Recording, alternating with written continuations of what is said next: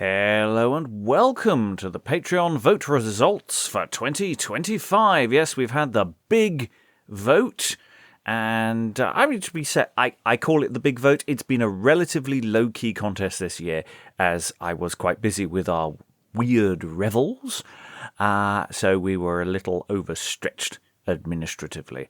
However, I can now share some data with you. Yes.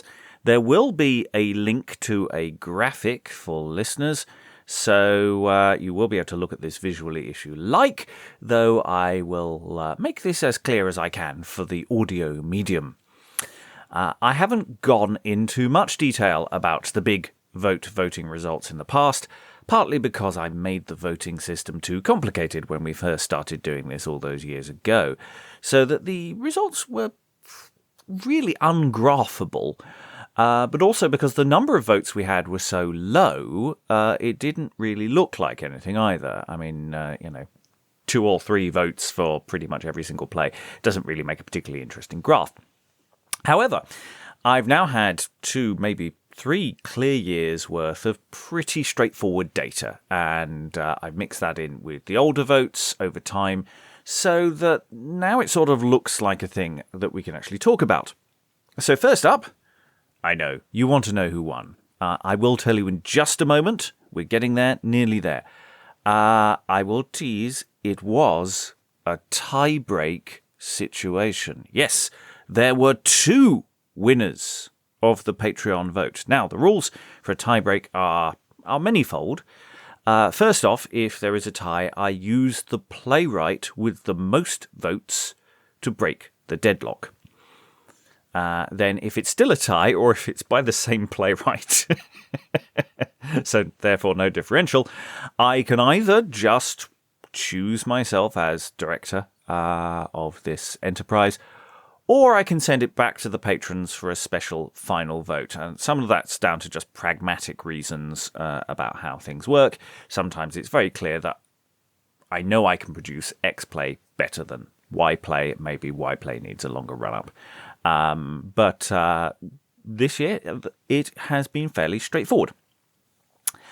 Of course, sometimes I just put as many of the plays that won into production anyway, especially if we're doing a Revel season in the coming year. But that does vary from year to year at the moment. In this case, the deadlock was easily settled as one of the playwrights had a solid number of preference votes. So, the 2 plays in the tiebreak were Friar Bacon and Friar Bungay by Robert Greene and The Spanish Tragedy by Thomas Kidd. Each had a cumulative tally of 13 votes. I know that doesn't sound like a lot. I just point out because you can basically vote for about 900 to 1,000 potential plays out there. The number of people who actually vote for the same play is actually relatively low. It does tend to favour the slightly more famous end of the spectrum, but, we get that. So, Friar Bacon and Friar Bungay, and The Spanish Tragedy by 2 different authors. In this latest round of the big vote, Friar Bacon and Friar Bungay got 7 Patreon votes. Everybody wanted it. The Spanish Tragedy came close. Didn't get as many this round, but it had more votes from previous years. So, it was a tie, 13 votes each. Which playwright got the most votes? Who wanted Kidd? Who wanted Greene? And so the winner was Robert Greene and Friar Bacon and Friar Bungay. 7 playwright votes for Robert Greene, only 3 for Thomas Kidd. Now, this is in part, I think, because in the before plague times, we were down to do James IV and Robert Greene in general, and that shelving of that particular project meant that Robert Greene was perhaps felt to be unfinished business by a number of voters, which is fair enough. That means I now have one clear project for next year, and it's now a question of how I cut my cloth. And this is where it gets a little more interesting, and where the other votes start, the other plays voted for come into the mix. Even though they didn't win, maybe they will get bundled together with the winning play. Now, if we do a Revels season in the autumn of 2026, not guaranteed. Sometimes I have a fallow year. Sometimes it's just not practical to do a season. If we do a Revel season, then I'm building the season around Friar Bacon and Friar Bungay. Now, if we just do the play in studio, joining the various ongoing recording projects of Thomas of Woodstock and Castle of Perseverance, which will start getting work-in-progress edits for the patrons next year. Those were always going to be long-term projects because they have massive casts, and it just takes quite a long time to get them right. And they're also very long, so that's why those projects have taken a long time to get even close to where they are.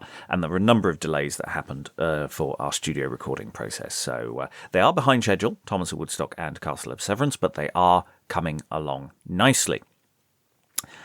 But if we don't do it in studio and we do it in Revels season, then there are additional things we can mix into that process. So let's talk through a hypothetical Revels season with these results. 5 plays, one of which is Friar Bacon and Friar Bungay. Well, I say 5 plays. Usually we do 4 plays and then something that's a bit smaller scale, either something neoclassical or something literary, which we've adapted for a smaller cast. Now, I could, with a Revel season, put Spanish Tragedy with Friar Bacon and Friar Bungay. They are 2 famous plays from a similar point in time, coming from slightly different directions in terms of their dramaturgy, but they are 2 famous playwrights from the late 1580s, early 1590s. So we could build a season around those 2 plays. They're different in tone, so it's always nice to mix up in a Revel season the tone. So we're looking for maybe complementary plays to contrast with those, or just with Friar Bacon. Let us look at the next tier of votes. So further down the list, in joint 3rd place, we had 5 plays, and these each had a tally of 9 votes each, and I've listed them in order of author preference. So the author votes then dictate where I put them in the list, though some miss out because they don't have an ascribed author. So the joint 3rd plays were James IV, continuing from long-standing hope of a production, A Yorkshire Tragedy, The Atheist's Tragedy, and then the famous victories of Henry V and Tancred and Gismunda. Now, none of those quite build a season. A Revel season. Now, if we've got Friar Bacon and Friar Bungay in the mix, and the Spanish Tragedy, well, maybe we could add Henry V as a history play, but we don't really have, maybe James IV as a comedy, but if we've got 2 green plays in a mixed season, that would be a bit odd, and we don't really have an out-and-out comedy in that. But maybe we're nudging towards a potential Revels season with that. That said, if we dropped the Spanish Tragedy, we could just do a season of Robert Greene plays. Friar Bacon and Friar Bungay, James IV, 2 high-tier winners, and James IV arguably should be in place anyway, because we did say we were going to do a lot of work on it in the past, and we never got round to doing that because of the plague and various other administrative reasons. But then, if we got those 2 plays, well, we could add the sequel to Friar Bacon and Friar Bungay, John of Bordeaux, into a season. We could do an evening of coney-catching pamphlets, because that's really good material. That make a lovely show. And then all I'd need to do is pick one other Robert Greene play from his putative repertoire and put it into the season. I should say that John of Bordeaux is not necessarily by Greene. There's a lot of good reasons to suggest it's just a sequel written by someone. But yeah, we could do a season. You know, it's not easy being green, and that could be a season. Another way of creating a season is to do another Weird Revels around the theme of conjuring. Friar Bacon and Friar Bungay, they're conjurers. John of Bordeaux, one of them continues doing some more conjuring. And then we could do a pamphlet text in adaptation around conjuring. There is Faustus and its sequel, and other source materials. Then we could mix in, say, The Merry Devil of Edmonton, which is a good fun play, quite light, and maybe even The Devil's Charter if we felt ambitious. Devil's Charter is a massive text. But anyway, we could do a season around conjuring. Rather than the Weird Revels where we sort of mixed a match between witches and demons and you know, just the weird in general, maybe just magical practitioners in a very academic kind of way, would be quite an interesting season. So that's an option. I say, depends whether we do a Revel season at all. Might not happen. Or at least might not happen next year. I don't know. So let's go a little further down the voting list. In joint 8th place, with 8 votes, so that's only 1 vote difference from the 3rd place, we have The Island Princess, The Witch, A Chaste Maid in Cheapside, Knight of the Burning Pestle, The Tragedy of Hoffmann, The White Devil, and Climon and Climades. Now, we actually haven't done first looks on a number of these yet. Had meant to squeeze Chaste Maid in Cheapside in, but it didn't happen. Same with Island Princess, and same with White Devil. And that's partly because they're actually reasonably well-known plays, and I'm trying to hold a few of those back as we're doing our first looks. We're getting now into the last 200-300 plays for first look exploring sessions, and I don't want to do all the hits, as it were, but yeah, we're going to probably clear them next year. Might clear one of them this year, I don't know yet. But yeah, because we haven't done necessarily the work on a number of those, I'm not necessarily going to put them into a seasonal mix, because I just we haven't necessarily done the dramaturgical work to understand how they function enough yet. We could do it. It's difficult to tell. But again, if they could feed into an alternative Weird Revels angle for a season, we've got The Witch, which is a good witchy play. Hoffmann, which is comedy tragedy. Very difficult to get the tone right there. So we could build that with Friar Bacon and Friar Bungay and do a slightly more diffuse Weird Revel season. And I say we've got some fun comedies. Knight of the Burning Pestle, really difficult play actually to do. I'm quite glad it hasn't come through this time. I'm going to need more of a run up to get that good. Just because, you know, it is potentially a great play doesn't mean it's an easy one to do well. And Climon and Climades is incredibly long. Well, it's not incredibly long, but it's probably too long for the joke, and some work needs to be done on that. I do want to return for a second look on that, because I do love it as a play. So again, I could do a much more eclectic Revel season mix, like our first one, where we just put in a comedy, a history, a tragedy, and something a bit odd. So going back to that earlier pitch of Friar Bacon, Friar Bungay, Spanish tragedy, famous victories of Henry V, maybe throw in an out-and-out comedy like Climon and Climades, or similar. We've got a bit of a nice mix there, and that would be quite fun. Going down the list even further to all the... I'm not going to do all the runners-up, it's okay. A lot of plays on the long list have had 2, 3, maybe 4 votes. We're not going to go down into that granular detail. But it joint 15th with 7 votes. Not far off the other runners-up listed. Is it joint 15th? Have I miscounted? I don't think so. Anyway, you know, we're into the outside of the top 10 now. But again, only 1 or 2 votes different from much higher rankings. We've got Women Beware Women, The Two Parts of Edward IV, The True Tragedy of Richard III, and still clinging on there, The Two Angry Women of Abingdon. Mostly I think that gets votes because it's got a good title. So there are a couple more history plays there in the mix, and so possibly not. This year, I could happily construct a season of English history plays. Henry V, Edward IV, Richard III, and some infill. We could put in several plays there to fill in the gaps and do stuff with history. That would be fun to do. I don't think I've got a mandate to do that this year.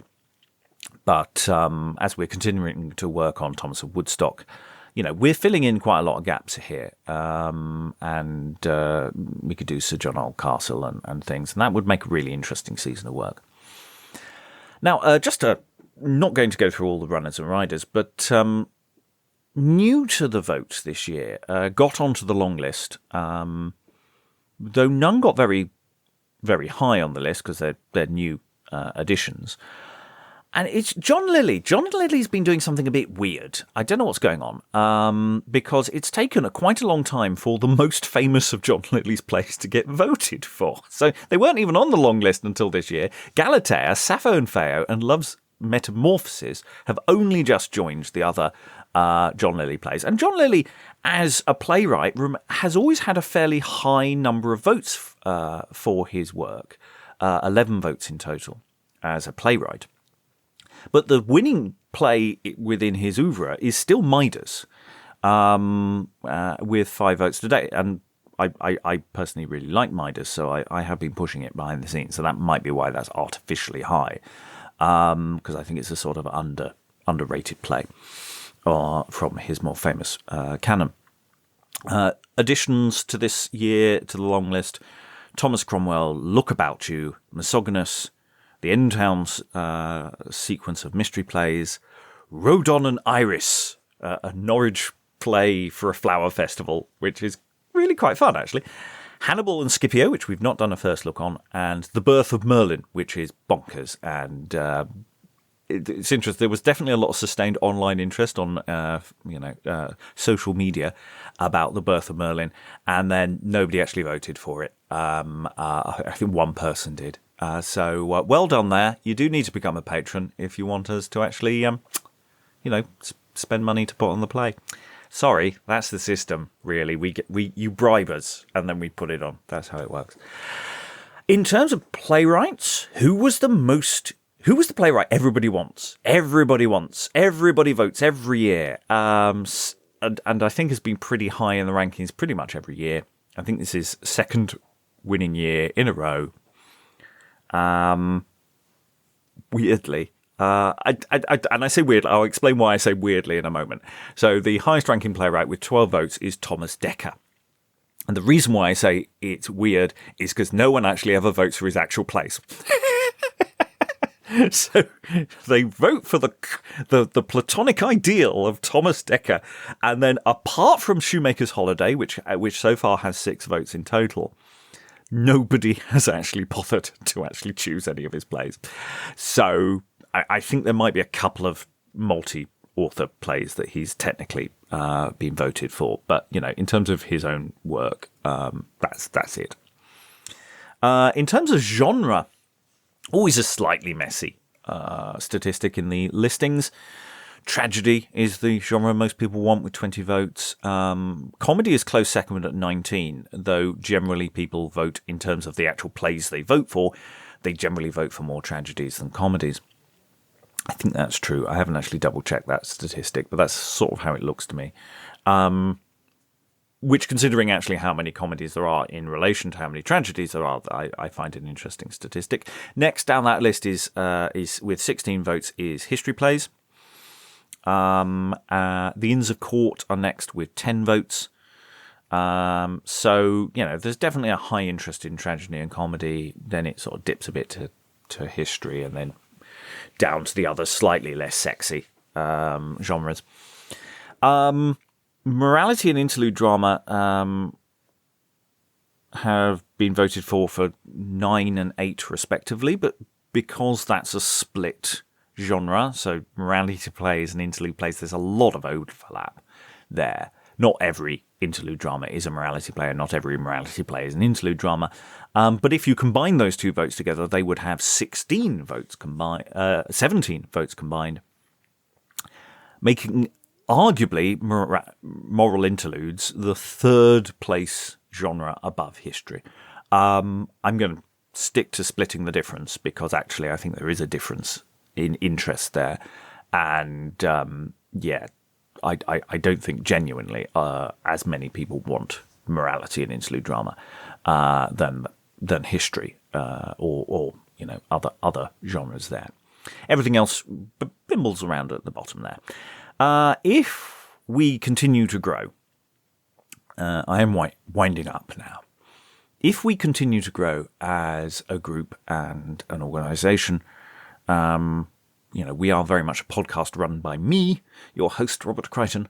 But if we do continue to grow and our production ability increases, then the question of, am I doing a Revel season this year, changes to the point where, am I doing 2 Revel seasons a year? And that takes us from 4 to 5 plays performed live, plus whatever else I can do to complement in studio, up to 8 to 10. For the record, I have recorded elements, not including fragments and tiny stuff. I have recorded elements or in full 20 plays this year. They're not all coming out this year, not all coming out next year. But yeah, we've recorded and can record a lot. And if we do them live, and we do live Revel seasons, then I can turn them around and get them out to you quicker. So yeah, the question shifts from, am I doing a Revel season? I am doing a Revel season. I am doing more than one Revel season. And that's all within reach, very much within reach. And that's down to our patrons, past, present, and future, who have supported our work. And if you're a patron listening now, thank you for your support and your choices that led to this, the winning play of Friar Bacon and Friar Bungay. If you're a listener on the podcast, casual or regular, thank you for your ears and your time. Do consider joining the Patreon feed and supporting our work, even as a free subscriber, where you'll get our monthly roundups and a chance to, know what's coming up, because there are a lot of things coming up. So I'm in the process of figuring out how to make Friar Bacon and Friar Bungay happen next year. I don't know yet. I am assuming we will record it effectively in one go after a short rehearsal period, rather than piecemeal. That may be just in a studio. That might be live. I'd like to do it live. I'd like to do it as part of a Revel season towards the end of the year. But I don't know yet. And there are other projects, other irons in the fire for next year, live shows. And as I say, if you're a subscriber, a free subscriber on the Patreon, or join our mailing list, then you'll be kept up to speed with that. We have a number of shows planned for next year. One very, very big one already. Which is not based on Patreon vote. That's based on another factor, because there is another exciting thing happening for our patrons from April next year. There will be an exciting thing happening, definitely by April, if not before. So yeah, we have a development that will be nice for our lovely patrons, including free subscribers as well. So you will get a chance to do to get some goodies. We're working on some goodies for you now. So, yeah, you as listeners and supporters, if you're just listening to the podcast, do share it, do pass it around, do tell your friends, get more ears on us. The more ears there are, the easier it is also for us to get money from other people. It's always nice to persuade somebody else to pay for things. So if you can even just, nudge other people, that makes a difference. If, however, you can become a patron and support our work, then do so. And you'll be able to vote at our next big vote and choose the plays that we work on next. You all make this happen. Thank you so much. There will be a full end-of-year roundup, which will cover some of this, but mostly new stuff at the end of the year, my end-of-the-year roundup, where I've got a lot to say about what we've done and what we're going to do. But for now, I've been your host, Robert Crighton, and now I'm off to fry you some bacon. Sizzle, sizzle, fry. Pass the buns.